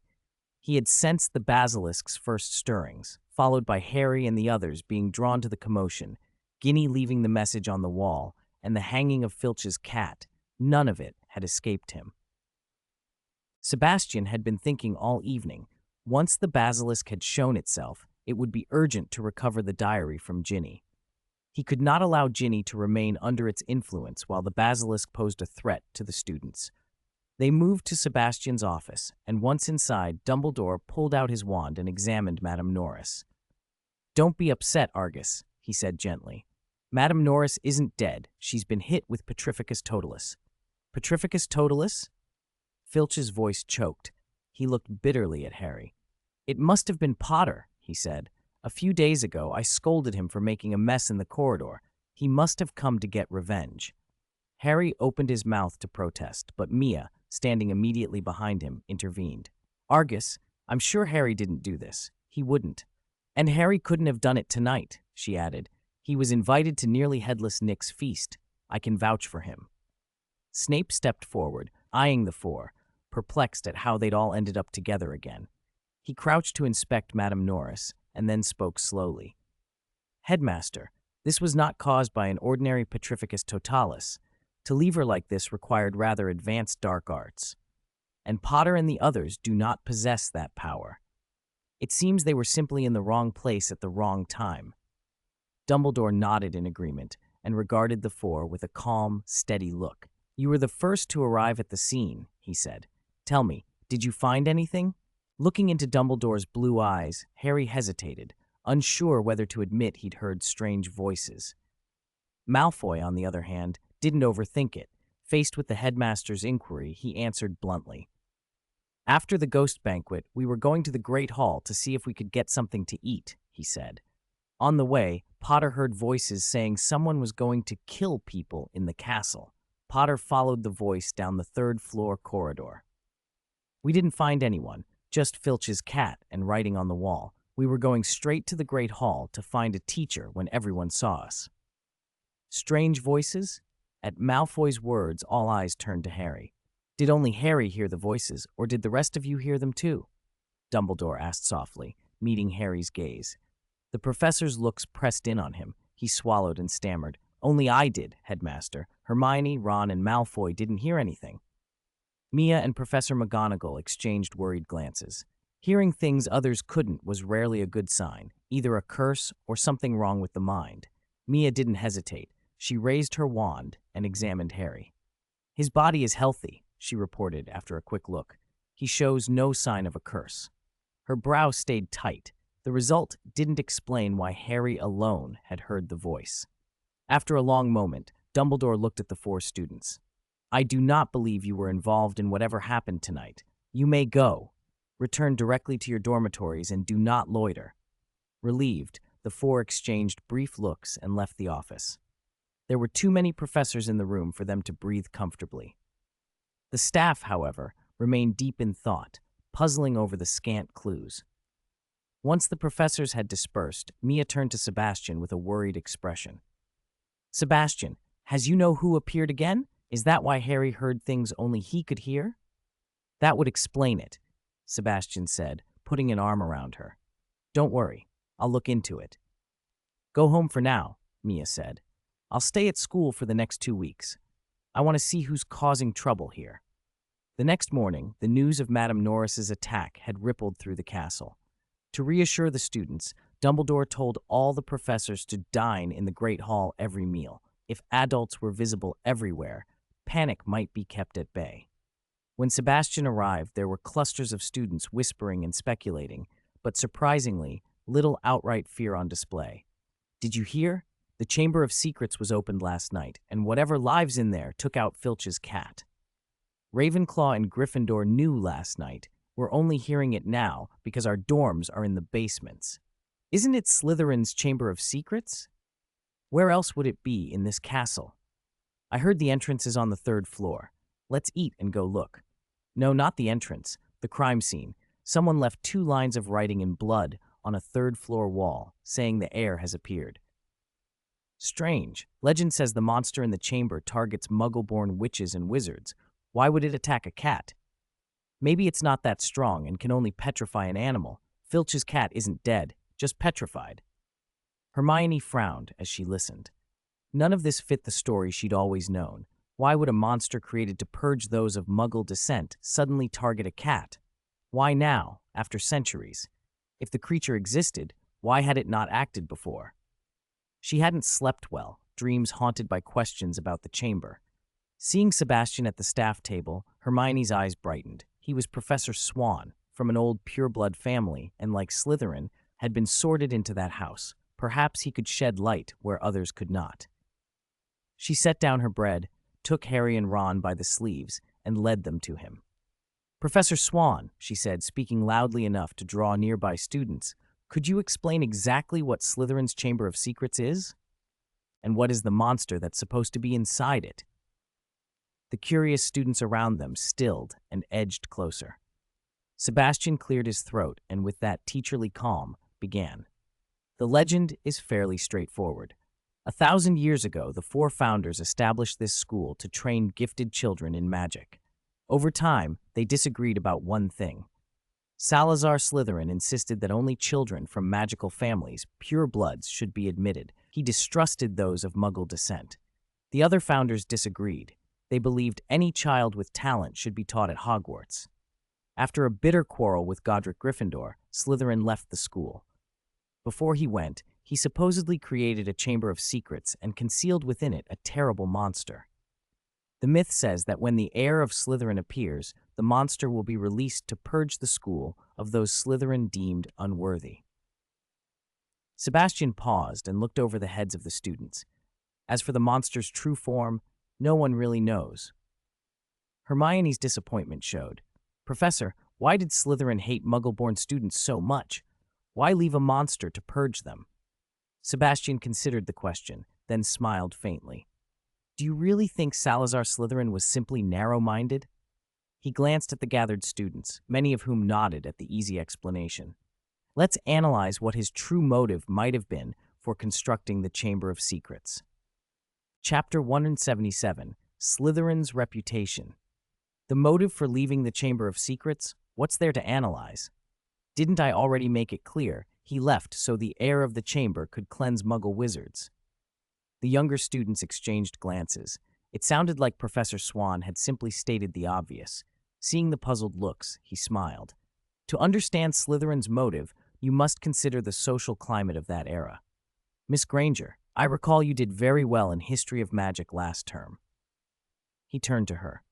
So tell me, why did the 4 founders decide to establish Hogwarts? Hermione answered without hesitation. The textbook says that in medieval Europe, magic was often seen as the work of the devil. If Muggles discovered someone was a wizard, that person could be brutally killed.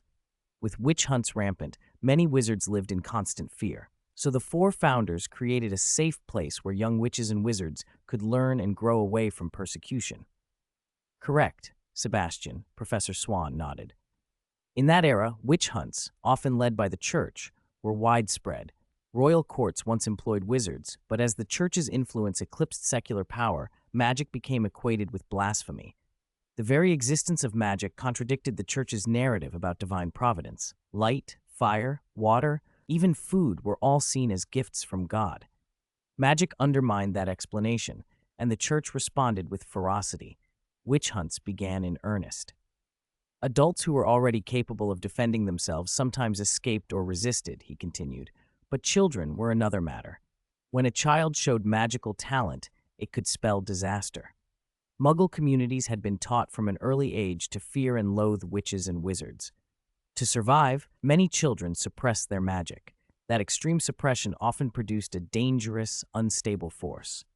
At his cue, a voice rang out from the crowd. An obscurus! Exactly, Sebastian said approvingly. An obscurus is an uncontrollable dark power. It can erupt suddenly, wreak havoc indiscriminately, then vanish without a trace. Such incidents only deepened Muggles' conviction that wizards were demonic, fueling the witch hunts even more. That is why the founders set up Hogwarts, to shelter young witches and wizards from persecution. He paused. At first, Slytherin did not oppose admitting Muggle-born students. According to History of Magic, the founders' disagreements arose only after the school had been established, and over a decade later, Slytherin eventually left. Think about it. What would make Slytherin conclude that Muggle-born wizards were unreliable and insist they should not be admitted? The students frowned. Their image of Slytherin had always been that of a rigid pure-blood supremacist. They had never asked why he came to hold such beliefs. Sebastian answered before anyone could respond. There is only one reason that could produce such an attitude: betrayal. Betrayal. The word surprised them. How could betrayal explain so much? The church's indoctrination wasn't easy to overturn, Sebastian went on. And with disorder and violence still common, even at the time of Hogwarts' founding, some Muggle-born students, despite being sheltered, continued to believe what they had been taught. There was no Ministry of Magic yet, no established wizarding communities. Wizards lived scattered among Muggles. After graduation, many had to return to the Muggle world. This is where betrayal happened. A student raised a hand. Professor, what good would betraying others do them? Think of the church's promise, Sebastian replied. The church taught that fighting for God cleanses your sins. Become God's warrior, and you are no longer a sinner. A portion of Muggle-born wizards, wavering and frightened, might embrace that idea. They could join the church and turn against their fellow magic users. He continued. There was another issue. Because Hogwarts is a boarding school, students were away for years. Memory charms were sometimes used on Muggles who noticed oddities, but mistakes happened. The church could, and did, threaten the families of students who had been altered. For the sake of their loved ones, some students gave in. His voice grew heavier. Once they betrayed their community, they often became the most effective proponents of witch hunting. They knew wizarding ways. They could point out who was a threat. Imagine how Slytherin would feel when he discovered that some of the staunchest supporters of the witch hunts had come out of Hogwarts itself. If you were in his shoes, what would you do? The classroom fell silent. It made sense now why Slytherin trusted pure bloodlines and distrusted Muggle-borns. He had seen betrayal firsthand. Given the stakes, his fears were not entirely baseless. In his place, others might have acted even more harshly. Unable to persuade the other founders, Slytherin created the Chamber of Secrets, Sebastian said. He hoped its legend would deter students with ill intent. He sighed. It was a sorrowful time.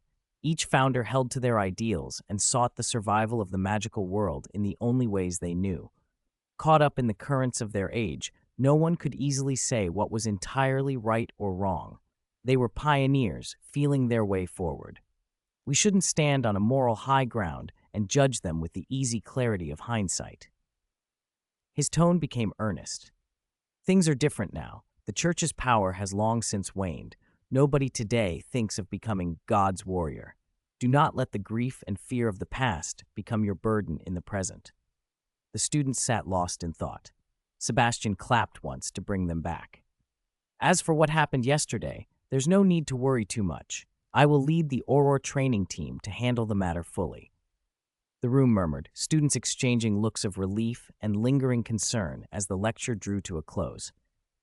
Chapter 178, Auror Training Class, The Assignment.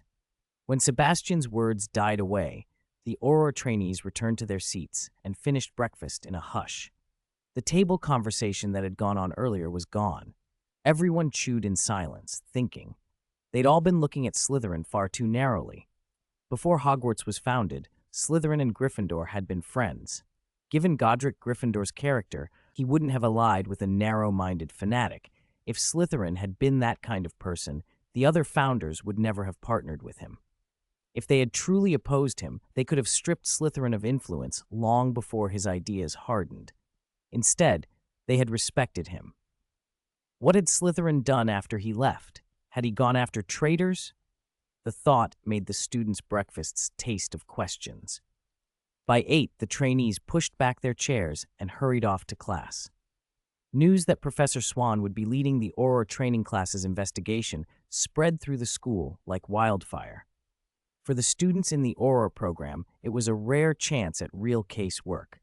Success here would be a major line on a resume and might even catch the attention of the Auror office. The Chamber of Secrets was Slytherin's legend itself. Merely thinking of it was thrilling. After Sebastian had posted his temporary notice, the trainees gathered in their classroom, waiting for orders. As soon as he stepped in, one of them couldn't help but speak up. "Professor Swann, what do you want us to do? Give us an assignment. We're ready." A chorus of eager agreement followed. "Professor, whatever you assign, we'll carry it out." Sebastian grinned. "Good spirit. Drive like this is useful. To be an excellent Auror, you must learn to investigate.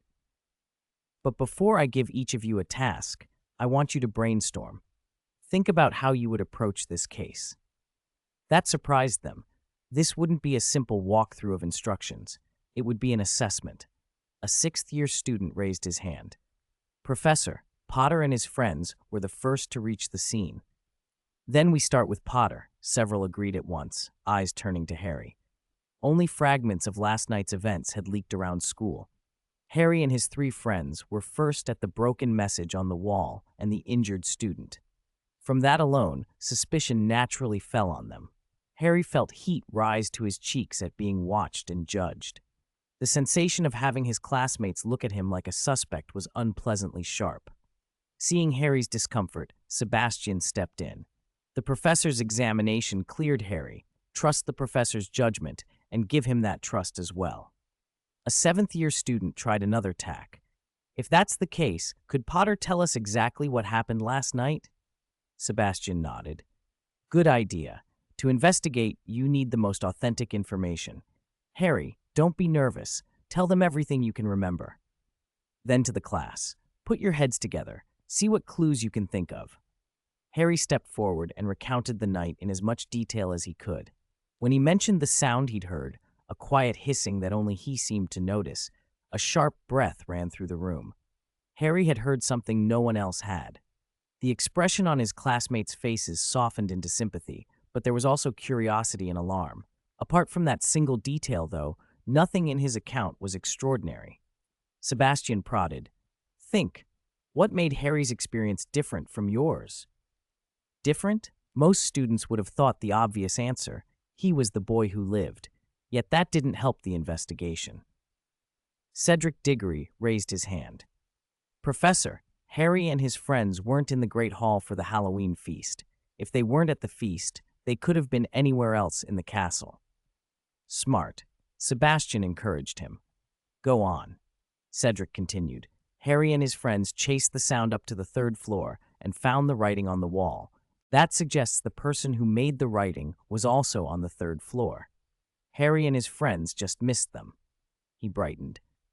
"Maybe that person didn't attend the Halloween feast at all, just like Harry, so they wouldn't have an alibi. Or they were at the feast but left shortly after it began, so they could get to the 3rd floor in time to leave the writing. Or," another student added, "they arrived at the feast a little late to make it look like they were there the whole time. It's also possible the one who made the sound and the one who left the writing are 2 different people," someone else suggested. "After all, only Harry heard that hiss. Maybe the sound wasn't even made by a person." Sebastian smiled. Excellent thinking. We have a few leads. He set the task. Start your investigation with last night's feast. Gather any information you can relating to the Chamber of Secrets. A crucial aura skill is information gathering. Talk to your classmates. Find out who wasn't in the Great Hall, who arrived late, who left early. Don't just identify absences.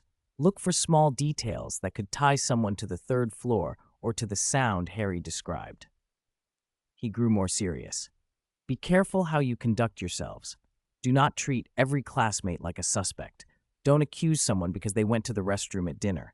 You are trainees, not full aurors yet, and your classmates are not criminals.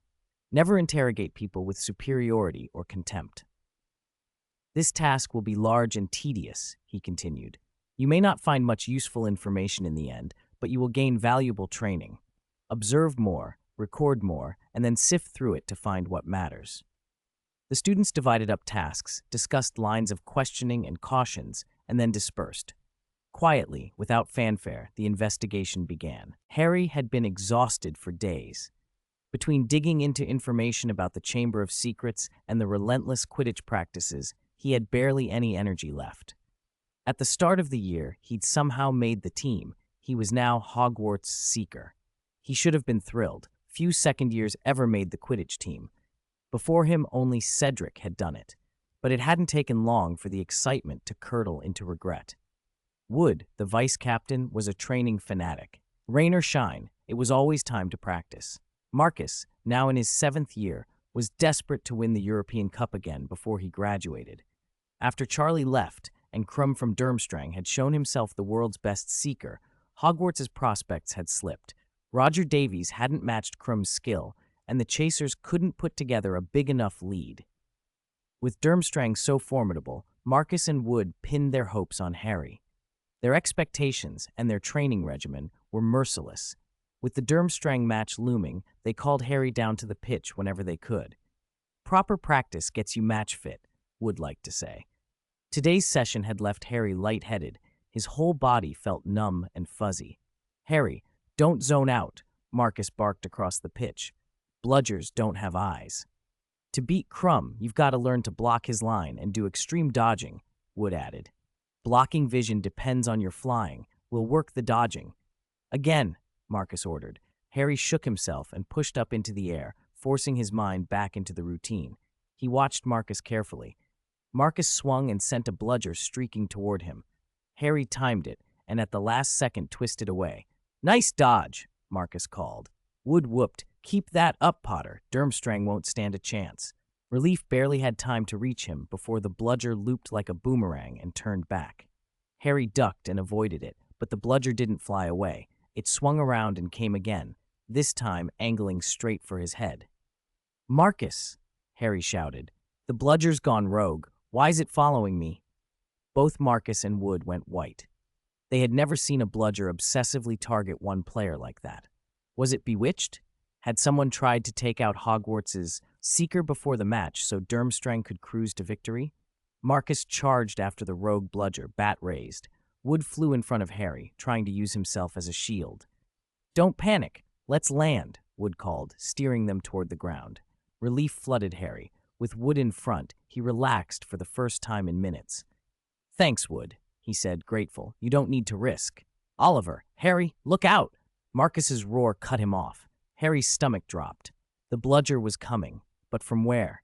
For a heartbeat, his vision went blank. He saw Wood flail and raise his left arm as if to block something. Before Harry could react, a dark, whirling bludger emerged from beneath Wood's arm and slammed into his right side. Crack! A white-hot pain exploded through Harry's arm. He lost control of his broom and plummeted to the sand of the Quidditch pitch. Sounds blurred into a roar as he hit the ground. Above him came frantic shouting, Wood and Marcus yelling, "Who did this? Stop that bludger!" The world telescoped down to the growing shape of the bludger as it bore down on him. Then a spell collided with it from the side. Explosion, came the shout, and with Hermione's charm, the bludger shattered into fragments. The danger vanished. Players were on the ground and surrounding Harry in an instant. Ron and Hermione pushed through the crowd. Marcus and Wood scanned the onlookers with murderous eyes, furious and suspicious. It was clear someone had tried to sabotage the team.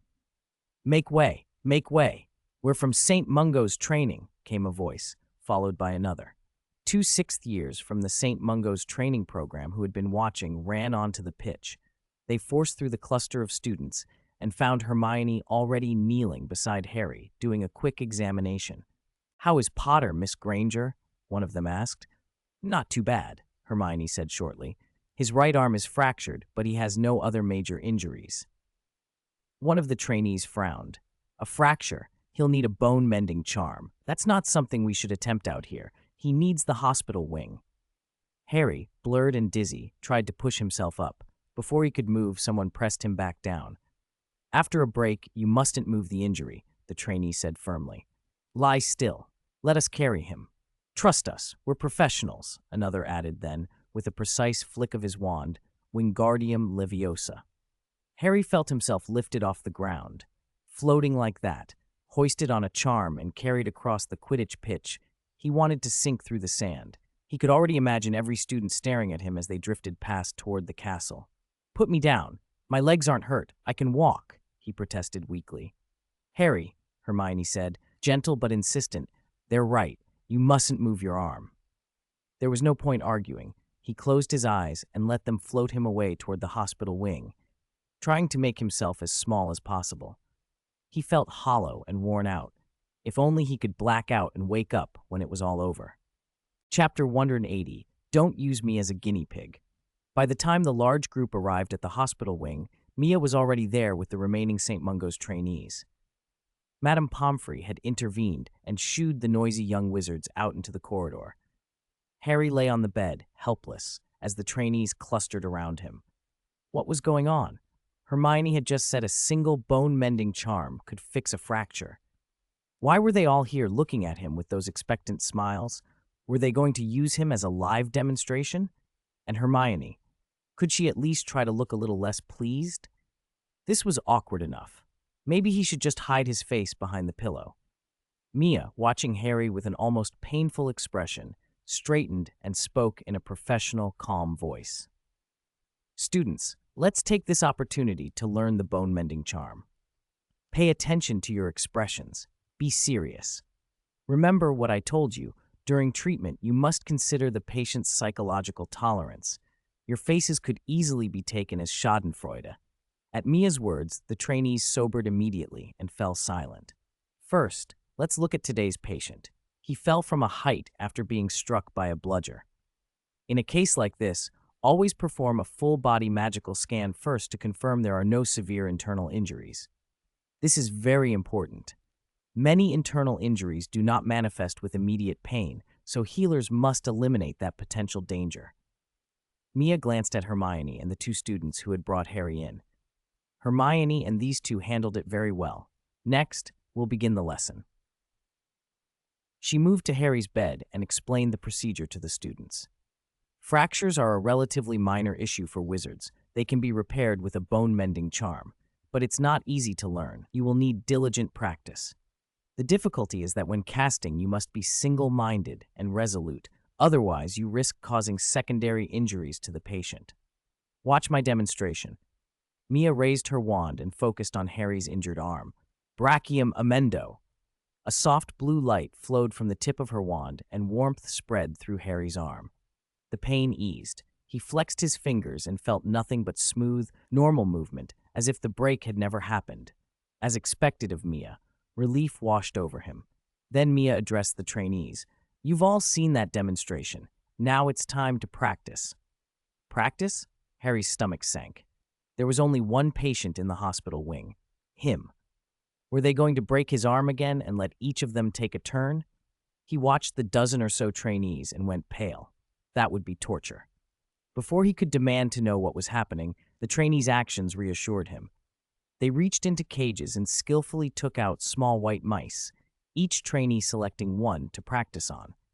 While they worked, Mia took a small pot of ointment and gently rubbed it over Harry's still slightly swollen arm. "This is a swelling ointment. By tomorrow morning, your arm will be completely healed. It won't stop you playing the match the day after tomorrow." She ruffled his hair. "All right, go back and rest." That night, A gentle shaking woke Harry. "Stop it, Ron. I'm trying to sleep," he mumbled, half asleep. The shaking continued. He opened his eyes with effort. A small, unfamiliar house elf stood beside his bed, wearing nothing but an old pillowcase, not like Jeff from Swan Manor. He fumbled for his glasses. "Who are you?" he asked, still fuzzy-headed. "Master, my name is Dobby," the elf said eagerly. "There is no time to explain. Harry Potter must leave Hogwarts immediately." Dobby's eyes filled with tears. Dobby is so useless. Dobby has tried everything to stop Harry Potter coming to Hogwarts. But the wizard near Harry Potter is too powerful. Dobby is found every time he appears, and in the end, Harry Potter still returned to Hogwarts. He produced a stack of letters and spread them before Harry. "You are the letter thief," Harry suddenly shouted. He glanced at his doormates' beds. Their curtains were all closed tight, otherwise the shout might have woken them. He lowered his voice. "Give me back my letters. Those are from my friends." He still burned with anger about the falling out those missing letters had caused. Dobby pressed himself forward. "Dobby will return the letters, but only if Harry Potter promises to leave Hogwarts as soon as he has them." "No," Harry said indignantly. "I'm not leaving Hogwarts. I want to stay here and study. It is not the holidays. It is impossible to be away from Hogwarts for long. Dobby could help by having you severely injured, so you would have to go to St. Mungo's," Dobby said, his voice trembling. Harry stared. He remembered the afternoon's bludger. "You were controlling the bludger yesterday? You were trying to seriously injure me?" "Yes," Dobby groaned. "Dobby is useless. Dobby only broke your arm.